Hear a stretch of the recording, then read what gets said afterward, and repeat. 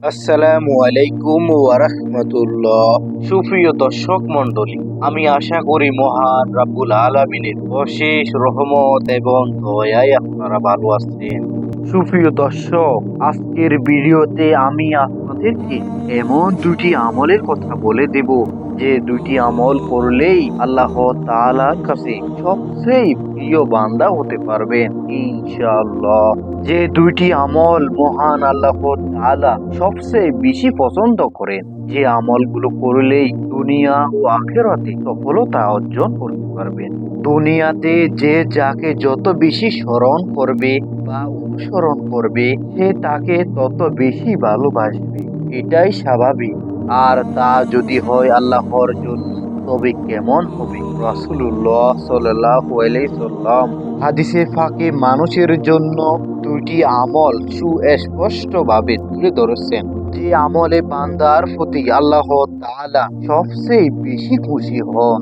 মানুষের কল্যাণে ইসলামের সুমহান আদর্শ তুলে ধরতে রাসূলুল্লাহ সাল্লাল্লাহু আলাইহি সাল্লাম হাদিসে অনেক নসিহত পেশ করেছেন, যাতে মানুষ নিজেকে কল্যাণের পথে, উন্নতির পথে পরিচালিত করতে পারে, গুনাহমুক্ত জীবন যাপনে নিজেকে তৈরি করতে পারে, হতাশা থেকে বেঁচে থাকতে পারে। প্রিয় দর্শক, আমরা এখন জানবো যে দুইটি বিশেষ আমল করলে আল্লাহ তাআলা সবচেয়ে বেশি খুশি হন এবং বান্দা আল্লাহ তাআলার সবচেয়ে প্রিয় বান্দা হতে পারে। সেই দুটি আমলগুলো কি, সে বিষয় আমরা জেনে নিই।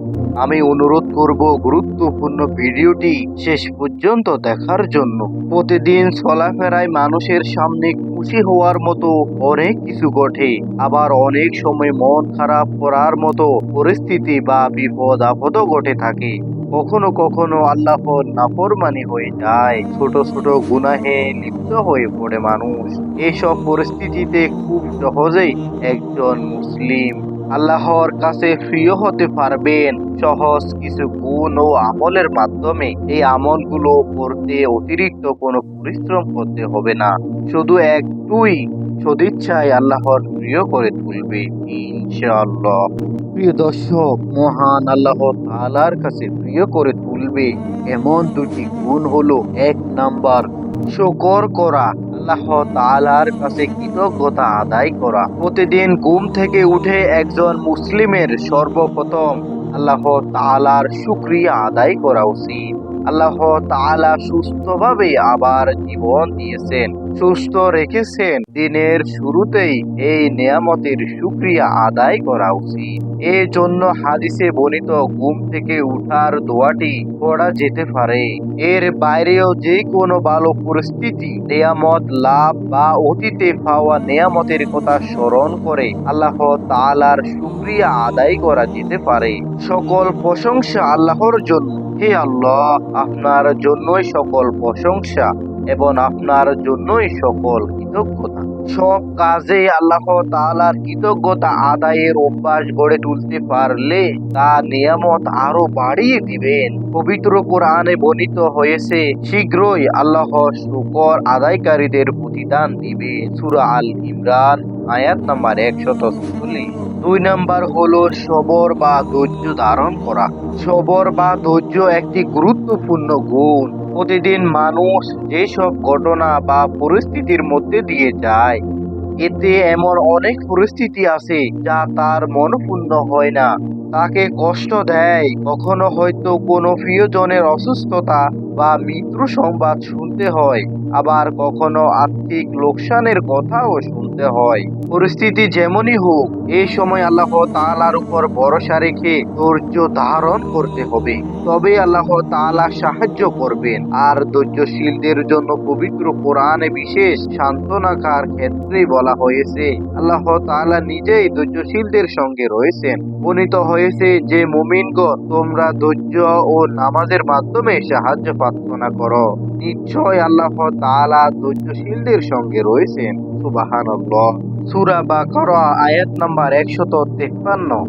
এক হাদিসে আল্লাহর রাসূল সাল্লাল্লাহু আলাইহি সাল্লাম বলেন, মুমিনের বিষয়টি বড় আশ্চর্য রকমের।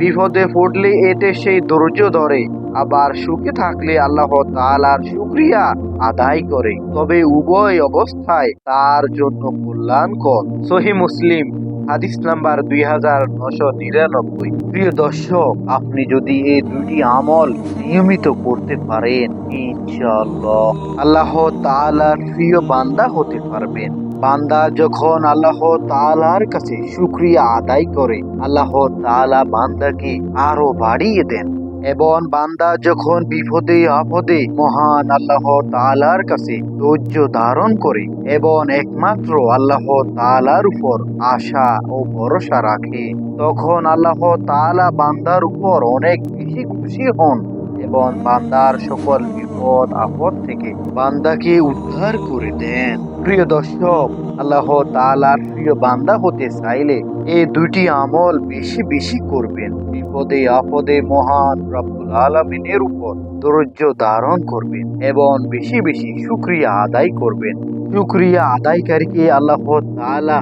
অনেক বেশি পছন্দ করেন। এবং যখনই সময় পাবেন বেশি বেশি ইস্তেগফার পাঠ করবেন। ইস্তেগফার পাঠকারী আল্লাহ তাআলা সকল গুনাহ মাফ করে দেন, দুনিয়া ও আখিরাতে কল্যাণ দান করেন। প্রিয় দর্শক, জীবনে যে আমলটি সবচেয়ে বেশি করবেন, বেশি বেশি ইস্তেগফার পাঠ করবেন। ইস্তেগফার এমন একটি ইবাদত, এর অনেক অনেক ফজিলত, এবং ইস্তেগফার পাঠকারীকে আল্লাহ তাআলা অনেক বেশি ভালোবাসেন এবং তার জীবনের সকল গুনাহ আল্লাহ তাআলা মাফ করে দেন। সুবহানাল্লাহ। আল্লাহ তাআলা যেন আমাদেরকে বিপদে আপদে ধৈর্য ধারণ করার তৌফিক দান করেন এবং বেশি বেশি আল্লাহ তাআলার শুকরিয়া আদায় করার তৌফিক দান করেন এবং বেশি বেশি ইস্তেগফার পাঠ করার তৌফিক দান করেন। আমিন।